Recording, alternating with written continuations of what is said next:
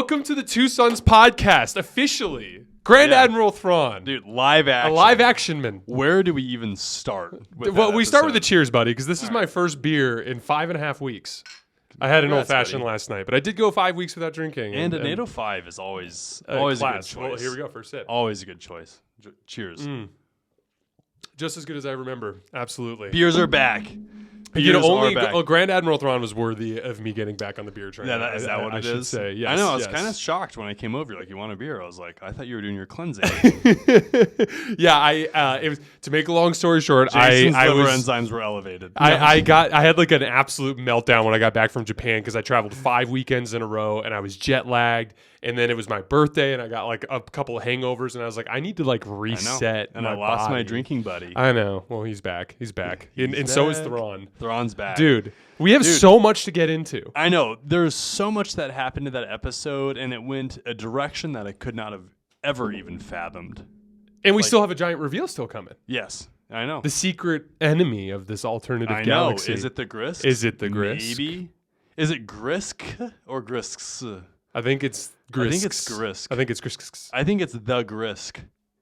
I think it's the Grisk or Grisks. One of the two. I think yes, you're right. Yeah, but this is not what people came here for. No, we are Grisk. This is not what our podcast is typically like. We have several major things to get into. Right. We have Grand Admiral Thrawn, who, as it turns out, is a bad guy. Yeah. But that didn't bother me that much. There was one little thing that bothered me, but it was a little thing. Okay. The chanting. Like Thrawn would have been like, cut that shit out. Like, well, dude, I say while we're talking about our grievances, dude, the whole entire like ribbon wrapped around the stormtrooper things, like Thrawn would not be down for that either. I don't think that is like a straight up liability for your soldiers to have ribbons tied all around them. Can you imagine how just much of a hindrance that would be in battle? Well, like you got a ribbon tied around your head. Stormtroopers frequently would wear shit like that, though. They'd wear like a giant shoulder pad, to, a like, shoulder pad or something like that. Not ribbons everywhere. Dude, I think there was. Are you kidding? I think it was very much based on imagery, and like here's the thing: imagery is a huge part of Star Wars. They deliberately designed things. Like there was a lot of beautiful shots of the Chimera in this episode where like just like when they're on the platform looking up at it, like zoomed out views. So cool. Dude, okay, the quick interruption. I am convinced now that the hyperspace ring was built to bring the Chimera back. Totally Am I correct? That is my final note. We skip to the end. Yes. Hyperspace ring. It is so reminiscent of what we saw in like the Clone Wars with Obi-Wan's ship and Anakin's ship, where they had the little hyperspace ring that they flew into. We also straight up said in the first episode, we said a Star Destroyer could dock in that. Do you remember? Absolutely. We talked about that. That was a Two Sons podcast original. Original. OG, baby. So overall, though, you were fine with the Thrawn experience? You know... this is going a dark direction. I am. So, Thrawn will always be a good guy in my heart. And I think the reason why I'm okay with this right now is because I'm so interested in what they're doing. Mm-hmm. Like, I'm a little bit turned off, not going to lie, about Thrawn. He is particularly cutthroat in this episode. And again, like, we know Thrawn is a bad guy in Rebels, but for anybody that's read any of the Thrawn books, like, you know, 6 of them. He's relatively benevolent in those. And but yeah, I mean, I'm very much so okay with what's going on because there's a huge picture just being drawn out, and we have no clue what that looks like. And there's still a lot of Thrawn story to be told. Yeah, there's like blatantly obvious indications of his benevolent backstory on screen in the live action. Oh, yeah? The symbol on the bottom of the Chimera is the symbol from Wingali Foa Maoksa of the Pakash, who he helped during the Thrawn Ascendancy trilogy, and they gave him Wingali gave him a ring that had that symbol on it, which Thrawn has carried with him. So that's kind of one indicator. We know, well, in general, I thought he actually behaved generally. He was very much about honoring agreements and being professional and formalities, and he's heavy on that sort of thing. Good points. The thing with Thrawn is, like, you've mentioned this before, but we have to differentiate between the Thrawn from Rebels and the Thrawn from the books, because the Thrawn from Rebels was already very different, and that was canon. And we kind of have to accept that. Now, here's the thing. I think that this verdict is still out. And the main reason why is if Baylan's skull has some sort of interpretation that there is some ominous presence in this other galaxy that is scaring the Dathomirian Night Sisters out, which, by the way, we have to have a whole conversation about that because that was a huge backstory there. There are so many. Dude, there's so much to get into. I know. It's crazy. I don't even know where to start. I know. But, like, Thrawn would have picked up on whatever this threat was as well. Oh, for There's sure. no doubt. He's 100% aware of that. Not to mention, like, he basically said, like, we're short-staffed. Yeah, because they've probably been getting jacked up. They've probably been getting jacked up. Yeah. And so, like, they've clearly had run-ins with whatever this situation is. Not to mention the Chimera was off doing shit when they showed up. That's a really good point too. So he was busy. Mm-hmm. Exactly. So like my thing is like here's the thing. This episode didn't really have that much Thrawn in it. This was very much like Sabine's little like giant dog riding journey out into the wilderness to find turtles that were hosting Ezra as a guest. You know, stated plainly. That's exactly what happened. Exactly. Like that was 2/3 of the episode. Can we talk about how cool howlers are, though? They're awesome. And how huge fan. Great of a job they just captured what is a dog, like a domestic dog, and how guilty they get when they do bad things. Oh, I know. It was total dog energy. Best. You wanted a loth hound, and you got a loth wolf, and you got these essentially got a howler instead, which remarkably similar. Very similar. Like very, very similar. Yes. Yeah, I agree. But so bringing it back to Thrawn, like we haven't really. He did make a couple. He made 2 references to the galaxy changing when he returns. Did you hear that? I did. Okay.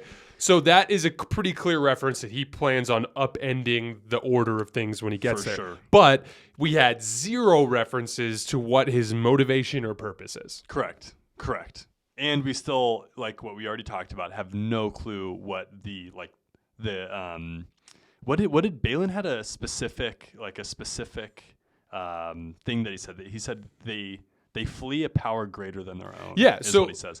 The Great Mothers are clearly they have partnered with Thrawn in this grand scheme to get the hell out of here. Yeah. For some reason. Yeah. And then any chance, so they're talking about the nomads that live within the wasteland that fight themselves in order to survive. I think there might be a good chance that those end up being useful for Sabine and Ezra, those nomads.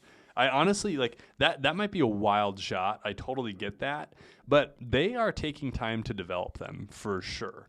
Like, one of the final cutscenes was them staring at Baylan, right? Mm-hmm. I'm very and then curious Baylan being to like, see, the enemy of my enemy is our friend. right? Kind of you know, it could go one of 2 ways. Like, they could be, you know, Baylan's buddy or Sabine's buddy. But like, I feel like there's a chance that they could be good. I could be totally wrong. Well, so my interpretation of that was a shameless attempt to have Ezra take Sabine's lightsaber while Sabine does Mandalorian shit, and they just mess up some mercenaries in a combat scene at the beginning of the next episode. I think that is more plausible than what I just said. So, and who the hell knows? But like, there's a couple of specific things that are, gosh, there's so many details from this episode. Yeah. Now that we know that the whales view this land as a graveyard, that would lead you to believe that there's a possibility that the whales won't take Ahsoka back. Correct. Which means that this whole giant hyperspace ring, Eye of Sion, with the Chimera in it, is probably going to have Ahsoka, Ezra, Sabine, 2 Dark Jedi, and like everyone's going to be on this the 6 thing. Best friends that anybody could have. Yeah, exactly. It's quite an interesting group for a long hyperspace ride back across the galaxy. It really is. But the other thing too, and it is derailed because you and I are so thrown off by this episode. Like, I can tell it. You and I are just like, I haven't even digested it. Yeah, I haven't even digested it. Yeah. There's a really good chance that those Purgles still could take them back. Like, there's young Purgles. That's not There's off young the table. Purgles associated. That's what I thought too. The smaller ones. Yeah, the larger Purgle that housed Ahsoka. So, like, literally, I have no clue what's going on in this. Like, I'm so lost in the best way. Like, not having an idea of what's going to happen next while watching live action Star Wars is a great feeling. It's a great feeling. Yeah, dude. And like, there's, oh my God. Okay, so let's start with this. Because I want to get into, like, because there's a bunch of minutia. There's the Baylan's whole outlook on the galaxy, which I think is super interesting. It's very realistic. And ties very closely with us reading the Bane trilogy. It was so I want to have a whole conversation about that. There's the Dathomirian Night Sisters and their upbringing. That's a whole interesting thing. And whatever thing. the hell they've been doing in this galaxy. Exactly. Were they apparently they originated there? Or did you pick I up on viewed that as that's their homeworld. Okay, yeah. So we got to talk about that. To leave. Exactly. And so we can get to that in a little bit. There's the dynamics surrounding the Chimera's crew and the weird like Roman Empire energy that they have going on. Hey, how often do you think about the Roman Empire? Dude, what was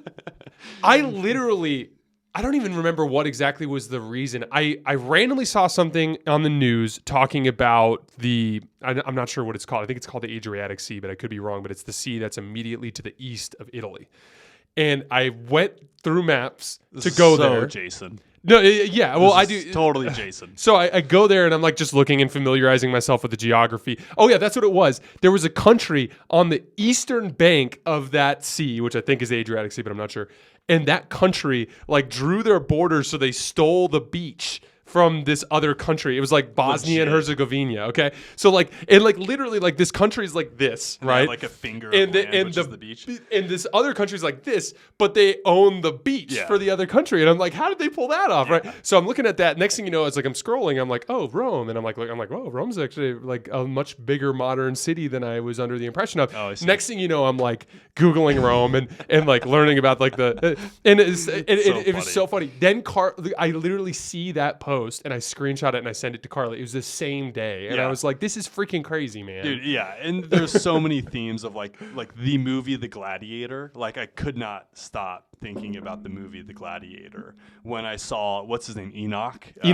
Which is Thrawn's new captain. Yes, for the dude who had that gold mask in The Gladiator. Where the hell did that come from? Mm-hmm. Number one, and number two, that is the dopest stormtrooper I've ever seen in my life. Yes, that totally worked for me. It did too. I have thoughts on that. So I want to stay on the main story for a minute, and then like I said, we'll go back to this. Is the most disheveled podcast you and I have ever run. But this is what every Star Wars fan has to be feeling like right now. You're right. Like I'm just saying, it's all over the place. Like literally, Thrawn has been revealed. Okay, we just found out the Dathomirians are not even from this galaxy. Yeah, it turns out he's an asshole. Big shock. Okay, his group has gone into weird Roman cosplay. Okay, like Ezra's living with turtles. Jay, I cannot handle this. Bane and whatever faces, they literally are not Shinhati, who I wildly think is Bane's daughter. Anyways, continue on. Dude, no, she's freaking Xana. She's Darth Xana. I cannot not think that when I see that.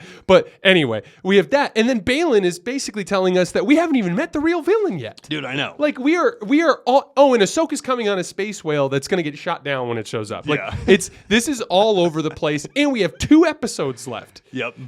So I want to go back to the main story for a second because I think this ends one way. Okay.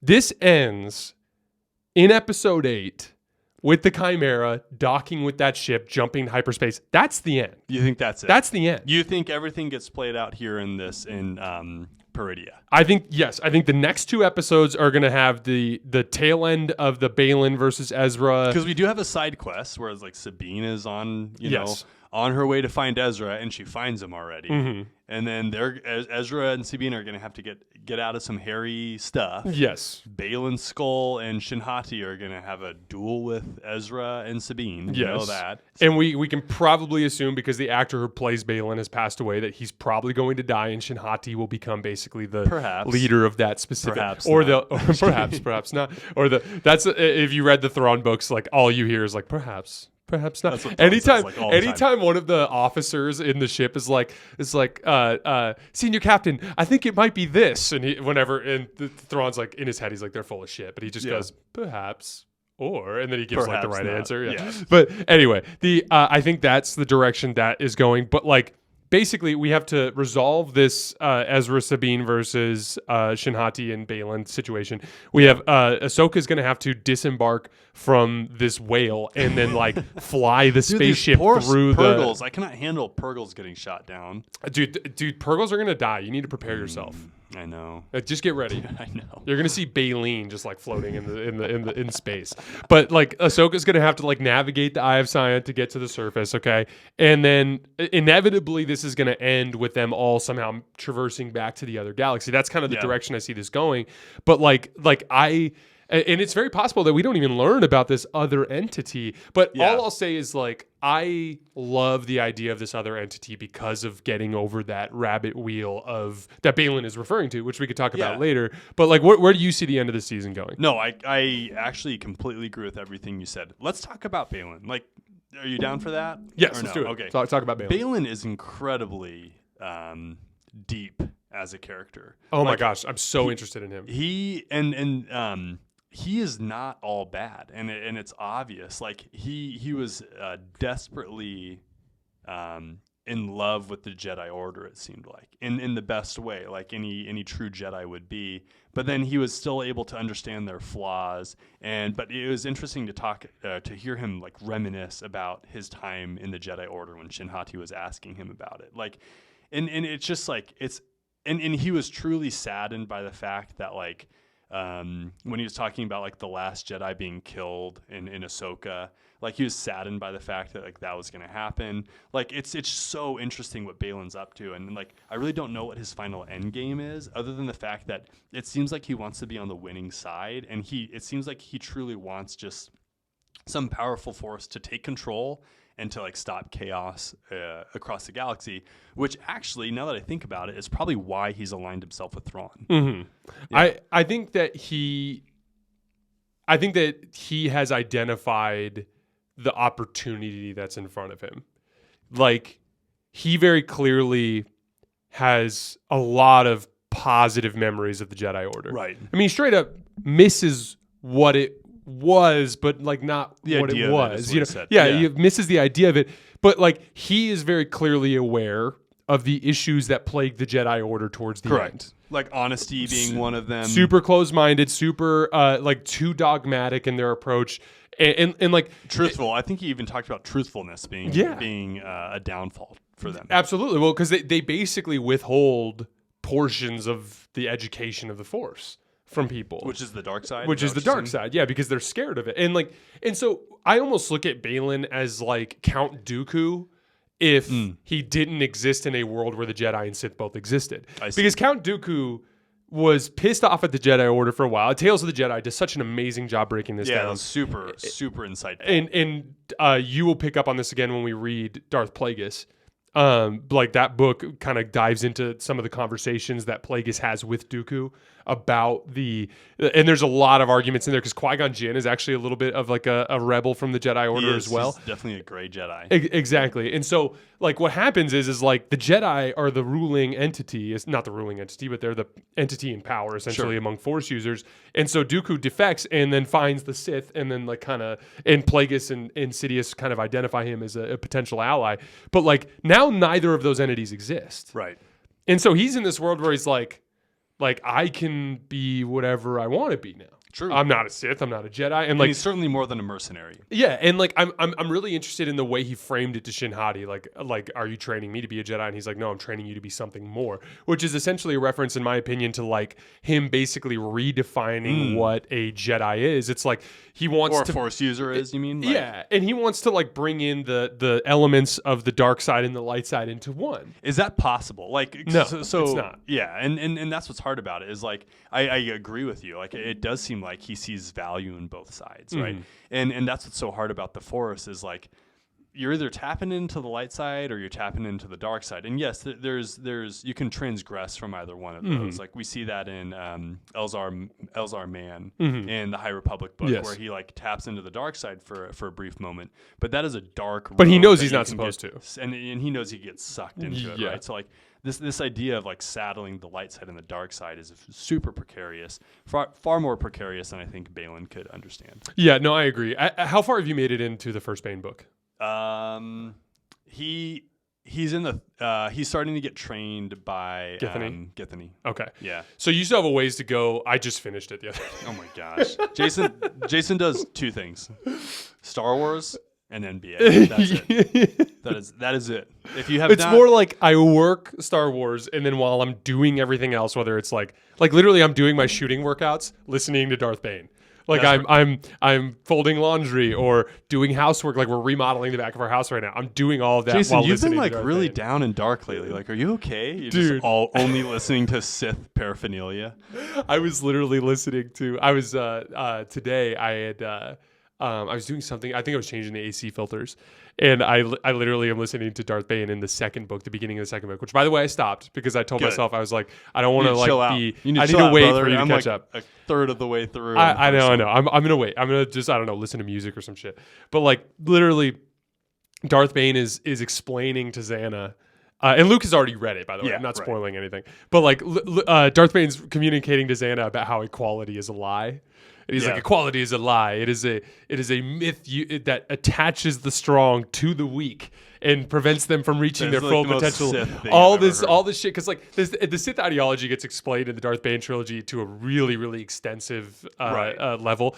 And like I'm sitting there listening as I'm doing this, and I'm like, this is some really dark shit that I'm listening to. It's kind of intense. I found myself in a super weird mood. I was like on my way to the gym before work, and it was like just getting light out. And I'm listening to Darth Bane, and I'm like walking into the gym listening to Darth Bane, and I'm just like working out to Darth Bane. And I'm like on my way home to Darth Bane, I'm like, I'm in a shitty mood. But I couldn't put it down. Like I just kept listening to it. Just wait till you get to the part where he has to kill all the children to survive the poisoning. Geez. Yeah, dude, you're gonna. Yeah, that's rough. That's a rough scene. That was a rough one. So the reason why I brought it up is there's that interest. So this all ties together, I promise. So we're talking right now about Baylan's kind of like perception of the light side and the dark, and kind of towing that line in the middle. Because he is not a Sith. He has never said that. He doesn't intend to say that. He even has a Padawan's braid on his his trainee, which the Sith did not do. So what's interesting about that to me is like one of the big themes in the first Darth Bane book in particular is the way that the Sith and the Jedi almost switched places. So the Jedi, who are very much like servants of the peace, have become warriors. And General Hoth is like straight up like struggling with the dark side because he's so worn down by battle, right? Yeah. Meanwhile, on the other side, the Sith are acting like Jedi. Because they're like we're all equal, we're together. And Darth Bane like really clearly points this out, and he's like this is why they're destined to fail. Like Darth Bane's ideology is basically like we can never beat the Jedi in open combat because we literally will fracture while they come together. Like their ideology is to be selfless and to sacrifice, and whereas the Sith ideology is all about self-preservation. And there's a big battle at the end of the book, which you already know about. Doing self-preservation. So, exactly. So he's a true Banist. He's a Banist. Yes, absolutely. He's absolutely 100%. Like that's like Baylan, that's what makes Baylan so interesting. Is he's kind of like, and that's why he's straight out of Game of Thrones. Yes, also, yes, exactly. He's got the whole vibe going on. Stoic. But like, there's literally a scene where in the Darth Bane book, which you're going to get to soon, where Darth Bane leads this ritual that leads a wall of lightning to destroy the forest, and it pushes the Jedi army out into an open field, and all the Sith board their bikes and start attacking. Right? Darth Bane leaves and goes to the Sith tent and calls up to the ship and goes, engage the Jedi fleet because there's Jedi reinforcements that are blocked by a blockade. That allows the reinforcements to come, and all hell breaks loose. And there's this moment where Khan is literally looking out at the battle, and he goes, "We could win this still if we stuck together." But he was literally watching all of the Sith like leave, trying to preserve their own life. And like it's such a clear demonstration of the fact that you can't be both. No, you can't be both. You can't be both, and that's kind of what makes Baylan such an interesting character. Is like he's very much like towing that line, which literally cannot be towed. Like you have to be all in on one side or the other, and I think both sides firmly understand it. The second big thing with Baylan that he's working on is this idea of the never-ending ebb and flow. Yes. Of the light side versus the dark side. Like he's like the Republic is destined to fall and the Empire is destined to come into power, but then the Empire is destined to fall and then the Republic's destined to come into power. And like the Darth Bane books are another great example of this, because he literally references like, Naga Sadow waged war on the Republic and then lost. And then, Darth Revan waged war on the Republic and then lost. And it's like, here comes the Brotherhood of Darkness. They're waging, and then here comes the secret, rule of two grand plan thing that works. And then here comes the New Republic. And then here comes all of these Empire remnants. And then here comes the First Order. And then here comes the Resistance. And it's like that's where it cuts cycle. off. Like as soon as the First Order's there, it's like it cuts out. We actually that never happened. I don't know what you're talking we're about. We're donezo with that. Like, that's where it ends. But like it's a super interesting idea, and like that, I think that Baylan is looking at this other entity as something that is so terrifying that it can actually break that cycle. True. And I think that's kind of what he's looking at, which emphasizes even further that he's looking at this as like a dark side thing. Mm-hmm. But it's intense. Well, and then the biggest question too, and I hope we find out, is who's Shin Hati? Like where does she come from? Like honestly, like who is she? I think she's just a force sensitive young kid that Baylan took on as a trainee. Perhaps, but like where, like that could be a whole story in itself. That would be actually a really good book. I feel like.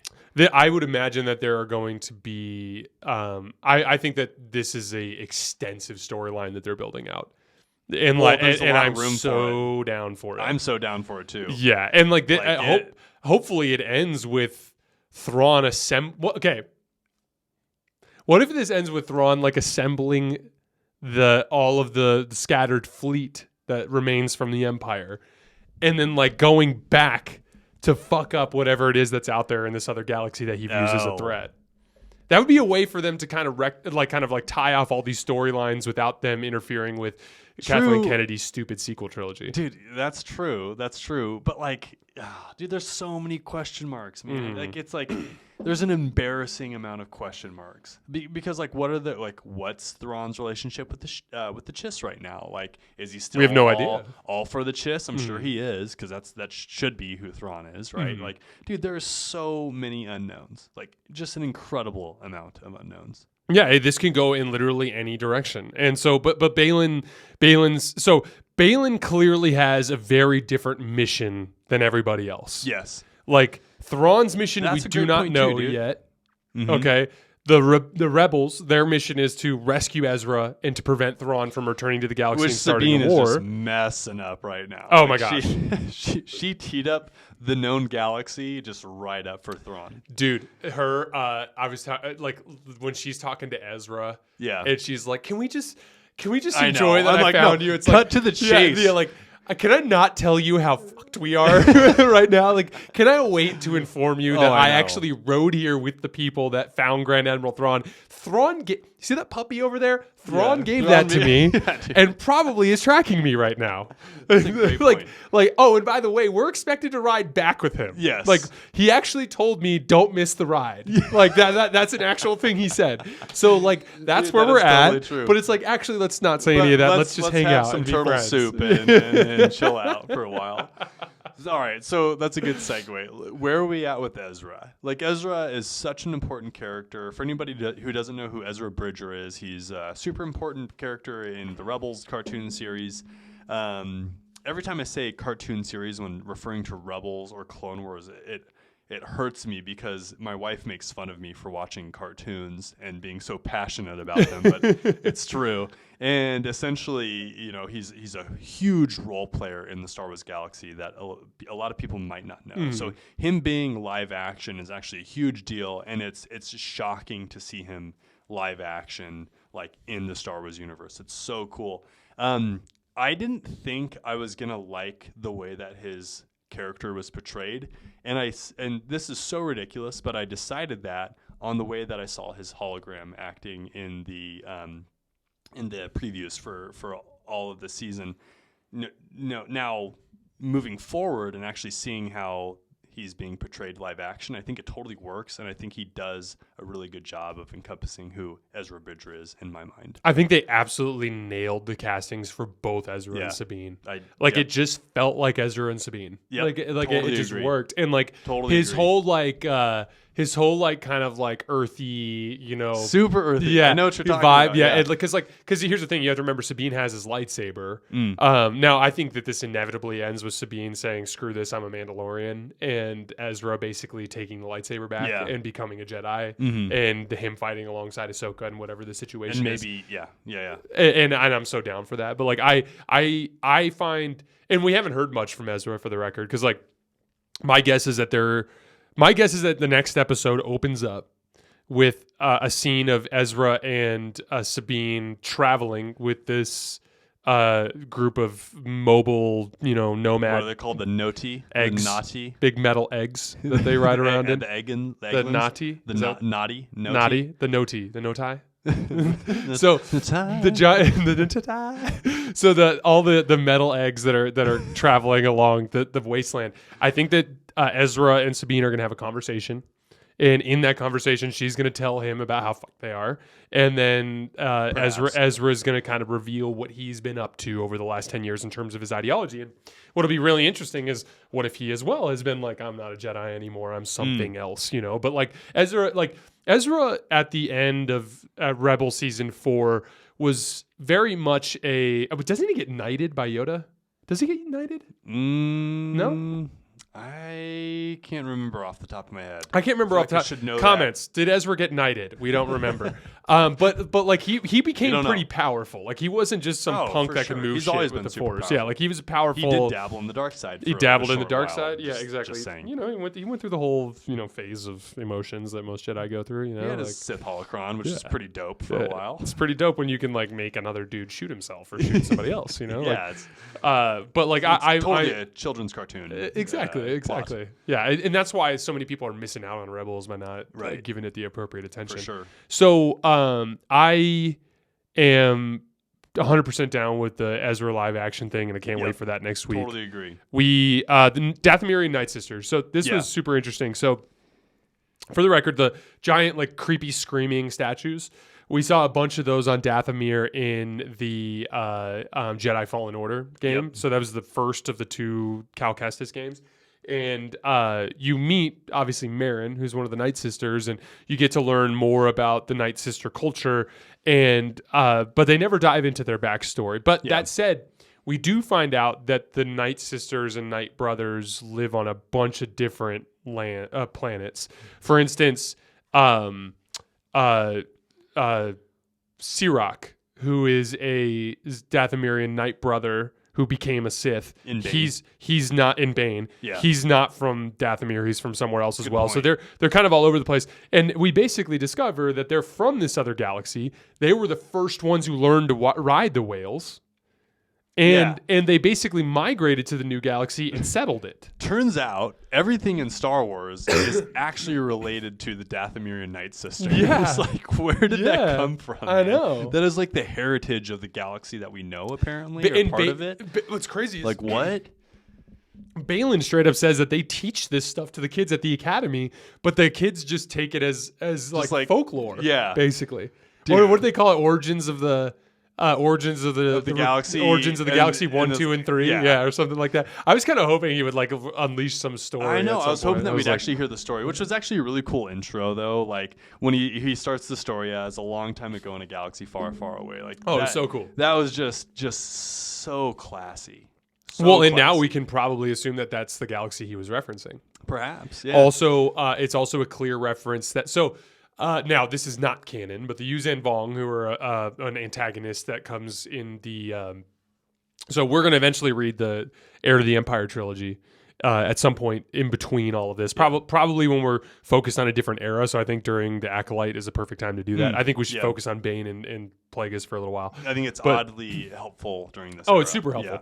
And but like we're gonna I think that we're gonna read the Heir to the Empire just to kind of familiarize ourselves with Grand Admiral Thrawn's kind of original interpretation, which was much more antagonistic. But after that series, all of those same characters are involved in another conflict where this race comes from another galaxy, and they're a warrior race, kind of like a different version of the Grisk that is more militaristic rather than dominatrix-y. Yeah.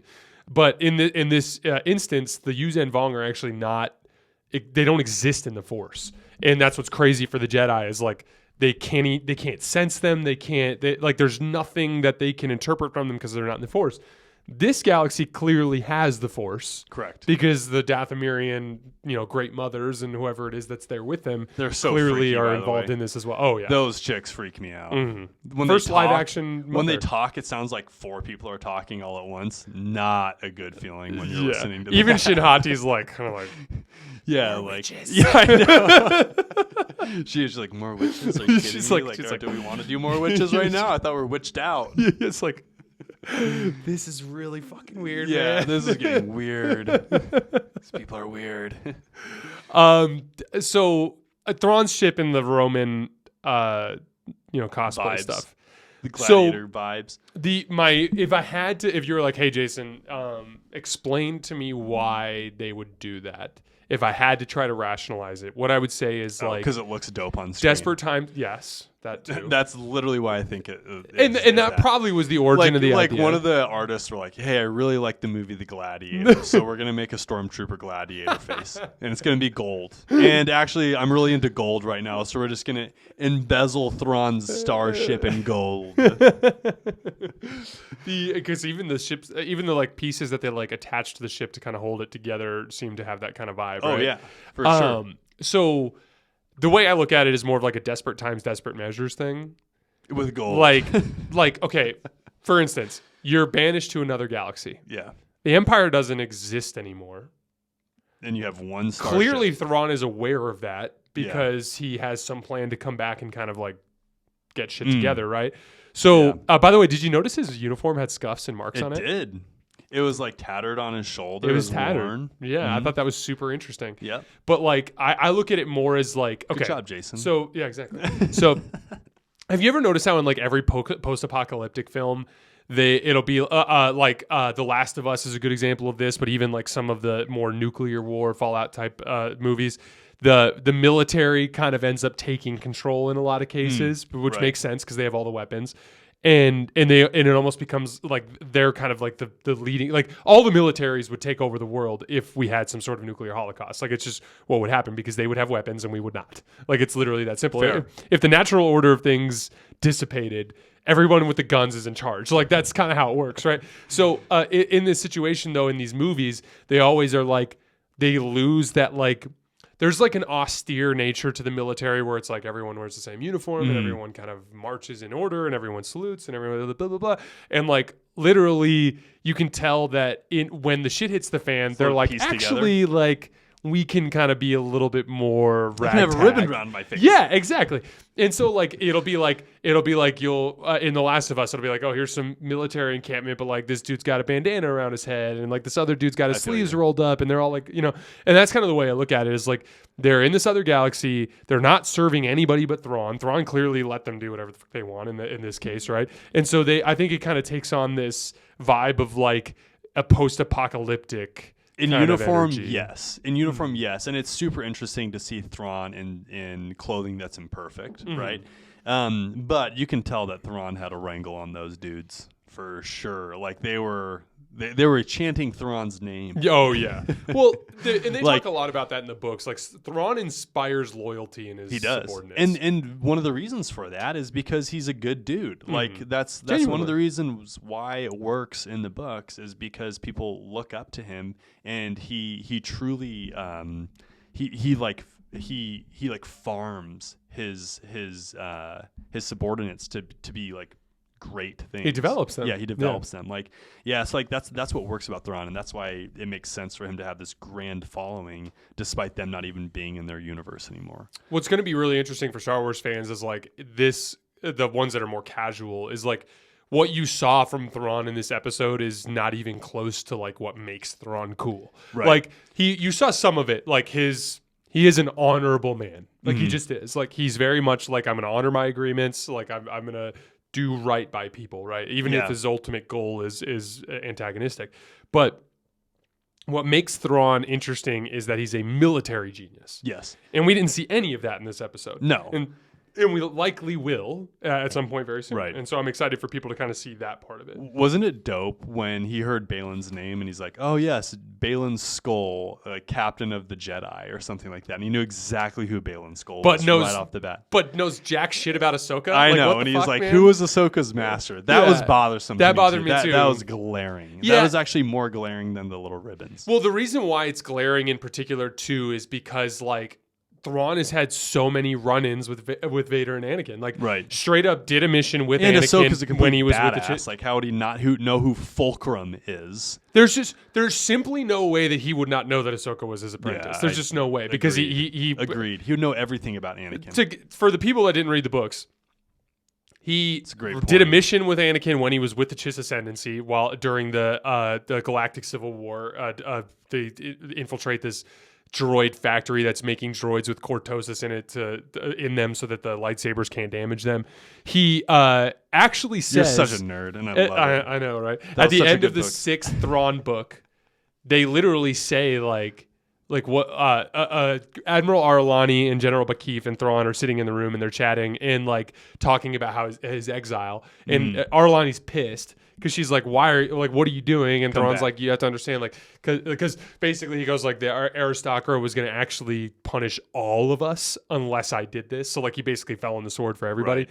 And he basically says, he's like, because Ar'alani's like, what's your plan? Like, you're just going to hang out there until they pick you up? And he's like, yeah. And then he basically says, I'm going to name drop Anakin Skywalker because him and I are like this. Yeah. And then that'll get me a meeting with whoever's in charge. And that was basically his whole thing. And then when he's with the Empire, there's a whole book where him and Darth Vader are like talking through the whole day. And they're on a ship together flying around the universe. Exactly. And he clearly knows it's Anakin. And because he keeps rubbing it in his face. And Vader's like, I'm not Anakin. It's like, okay. Sounds good. Perhaps not. Perhaps. yeah. No, but like the idea of Thrawn not knowing who Ahsoka is mind-boggling to me, and it's a little bit of a hiccup, I think. Yeah, a little bit messy. With Dave Filoni, he's batting like damn near 100%. Yeah, I'm not upset but it's like I could have done without the Thrawn chance. Yeah, I could have done without like the ribbons. Get rid of the ribbons. And there's a purpose. They make no sense. Yeah, the ribbons are a little weird. The purpose behind Thrawn saying that to the magistrate is like that's supposed to demonstrate Thrawn's process. Because Thrawn's process is like even in the books, it's like he has to disappear into his quarters and like research and study for hours before he comes out with his crazy battle plan. Like, and that's kind of his thing is like, you can tell it's like, we identify that Ahsoka's coming. They're all like, oh, Ahsoka's dead. And then Thrawn basically points out that the Jedi are flawed and goes like, we shall proceed as though she's alive until we know otherwise. And he's kind of like skeptical of Baylan because he was a Jedi. Absolutely. That's kind of cool. He's definitely like not on the Baylan train. No. Which is good because Baylan's not on the Thrawn train. Like Baylan's very much on I want the, because like you could tell like even Shin Hati's like, is this why we're here? Like, yeah, and then Baylan basically goes like, that power that we could have in that other galaxy is meaningless to me. I want more, which is like a super, super interesting concept. That is. Yeah, I mean, so like overall, I'm going to give this, what would you rate this? 0 to 10. Not just this episode, but we're talking everything in Ahsoka. This series has been a 10 out of 10 so far. 10 out of perfect? It's been the fact that Thrawn doesn't know who Ahsoka Tano is? Here's why. You're a crazy It's not perfect. It's not perfect. Okay, well then why are we calling it 10 out of 10, my guy? 9 out of 10 is... Okay. Here's the thing. Perfection is not actually a real thing. Yes, it is. For Thrawn, it is. No, just kidding. Dude, the episode came out at 6 o'clock tonight, right? We're West Coasters. Carly gets home at 6:38. That 38 minutes was the longest 38 minutes of my life. I was pacing around the house. I was getting shit done, being productive. I'm like looking at it. I'm like, oh my God, when is she going to get... I wanted to see this episode tonight I know. Bad. And it delivered. It delivered. Okay, and next week I want to see it even more. I'm going to sound like an absolute crazy person when I rate this. You are. Let's hear it. Okay. I loved it. Every single second of it, pretty much. I think Ahsoka series has been incredible. I'm going to give it a solid 9.2. That's incredible. That is like resounding. Rogue One for me is probably a 9.5, and I don't think you think Rogue One has been better Star Wars content than this Ahsoka series. I do, yeah. And I've loved this Ahsoka series has been so good. Dude, I know. This has been the best Star Wars content Disney has made. Rogue One is like perfect, dude. Rogue One is about as perfection of Star Wars as you can get. It's great. It's a great movie, but the problem with Rogue One is it doesn't nearly dive into the core theme of Star Wars, which is the light versus the dark. And this show has that. True, but it fills incredible gaps, and it feels like Star Wars. Dude, I am loving Ahsoka, and this is a funny like topic for you and I, because like you and I both agree it's kick-ass, but I'm just like a stickler apparently for rating Star Wars. And here's the thing. Maybe it's because Kathleen Kennedy is like pissed down her leg so bad in this entire anything era that's like acceptable that is like 10 out of 10. It's like this is perfect. But like I have been so. I had really big expectations for this series, and I kind of expected it not to live up to the expectations, and it's more than lived up to the expectations. Dude, even Bad Guy Thrawn is compelling to me. Bad Guy Thrawn is still compelling to me because there's so much to learn about him still. Yeah, like it's so much totally more. working still. It's totally working, yeah. Do you have anything else in your notes that you want to talk about? Pipe organs, my friend. Are you talking about the music in the background? Yes. I just thought it was a very nice touch that when we see Thrawn for the first time that they're playing pipe organs, which is very reminiscent of not only the audiobooks, but especially Rebels. That's so funny because I didn't even notice that. And then there was a moment about 2/3 of the way through the episode when Sabine is kind of navigating through the wilderness, and Carly's like, this music is so weird. And like, I didn't even think about it. It didn't even register for me until I don't know what it is, dude. Like I have one of my biggest flaws as a human is I have a very singular focus, and like whatever I'm focusing on, I have a really good ability to kind of interpret everything. But anything like kind of tangential or out exterior of the scope. Outside of that scope, I really struggle to see. And that's why it's important that I'm with someone like Carly. That's why it's important that I have you on the show, because like you are so much better at picking up these details. Dude, they played the pipe organs. That's awesome. They played the pipe organs. Absolute vibe. Absolute vibe. That's all I got. All right, guys. That is all we have for today. As always, we sincerely appreciate you supporting the show. We've been blown away by how well the show has done during this season, and it's kind of a bummer that we only have 2 episodes left, but don't worry, we've got plans for after that. As always, we appreciate you guys, and we will see you next Tuesday night. Yeah, thanks a lot.